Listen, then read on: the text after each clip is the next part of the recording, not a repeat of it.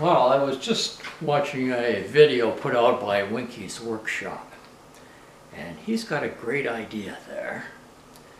In fact, I'm going to provide a link to that video so you can take a look at it.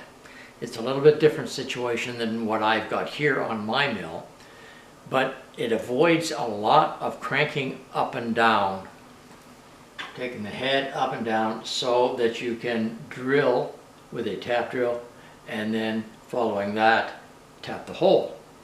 So I have a little bit different system to what Mr. Winky had, but what I gathered from what I saw is that I can take a drill chuck like this and take my tap drill and put it in there and lock that up. A little bit of adjustment on this. You can move that tap drill in and out.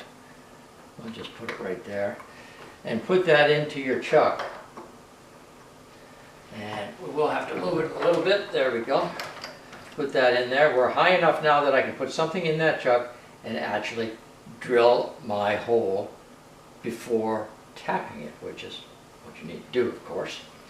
So when I take this out of here now, and I want to put my tap drill in, what I use is one of these. It's got a little end on it that accepts well, I don't know what you want to call that, but there's like a little rounded point here that fits into that. And that keeps your tap on center. But this has to go in the chuck first,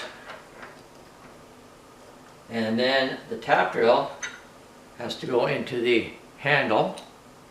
Just sticks through like that, and there's a little piece sticking up at the top, and you can put it in here, and of course you'll be able to feed down with that and do your tapping by turning this handle.